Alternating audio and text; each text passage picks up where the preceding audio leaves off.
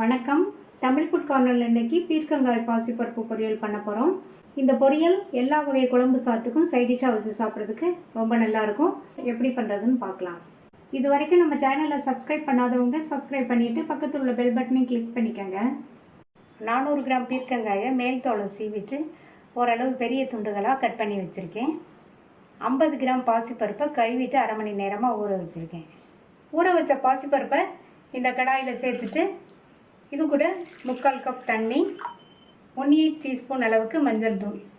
இந்த பாசிப்பருப்பை நல்லா சாஃப்டாக வேக வச்சுக்கணும், குழைய விட்டுறக்கூடாது. சேர்த்த பாசிப்பருப்பு குழையாமல் கரெக்டாக வெந்திருக்கு. நான் சேர்த்த 3/4 கப் தண்ணி கரெக்டாக இருந்தது. பருப்பை ஊற வச்சதுனால இந்த தண்ணி சரியாக இருக்கும். சப்போஸ் நீங்கள் பருப்பை ஊற வைக்காமல் வேக வச்சிங்கன்னா தண்ணி கூட கொஞ்சம் சேர்த்து வேக வச்சுக்கணும். இப்போ இந்த பருப்பை தனியாக எடுத்து வச்சிடலாம். இந்த பேனில் 1 டேபிள் ஸ்பூன் எண்ணெய் சேர்த்து, எண்ணெய் சூடானதும் அதில் அரை டீஸ்பூன் கடுகு, 1 டீஸ்பூன் உளுந்து.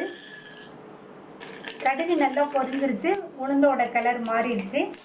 இது கூட கறிவேப்பிலை, 2 கீறின பச்சை மிளகாய், 1 கட் பண்ண காஞ்ச மிளகாய், 1/4 கப் அளவுக்கு பொடியாக கட் பண்ண வெங்காயம், 2 ஸ்லைஸ் பண்ண பூண்டு.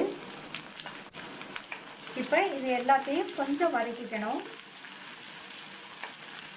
ஒரு அரை நிமிஷம் போல் வதக்கினா போதும். வதக்கியாச்சு. இது கூட கட் பண்ணி வச்ச பீர்க்கங்காயை சேர்த்துக்கலாம். இப்போ எண்ணெயிலேயே இந்த பீர்க்கங்காயை வதக்கி விட்டுக்கணும்.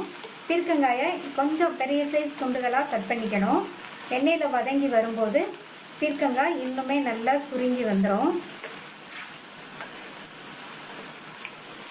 1 நிமிஷத்துக்கு நல்லா வதக்கி விட்டாச்சு.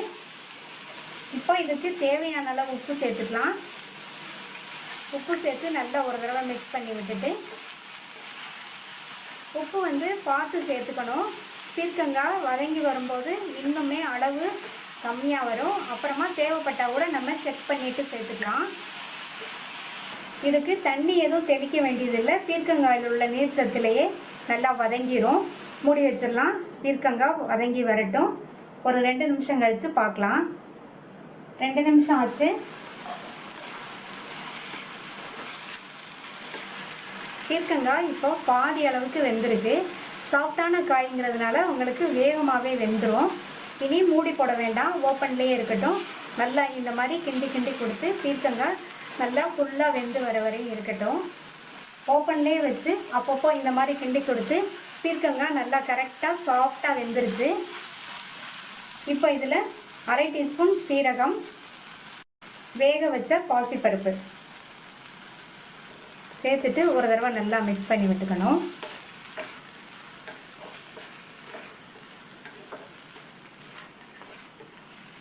நல்லா கலந்து விட்டாச்சு. இது கூட 3 டேபிள் ஸ்பூன் தேங்காய் துருவல் சேர்த்துக்கலாம்.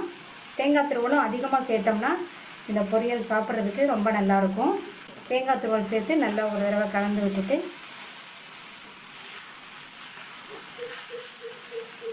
பொடியாக கட் பண்ண கொத்தமல்லி இலைகளை தூவி விட்டுட்டு நல்லா ஒரு தடவை மிக்ஸ் பண்ணி விட்டுட்டு ஸ்டவ் ஆஃப் பண்ணிடலாம். சுவையான பீர்க்கங்காய் பாசிப்பருப்பு பொரியல் ரெடி ஆயிடுச்சு.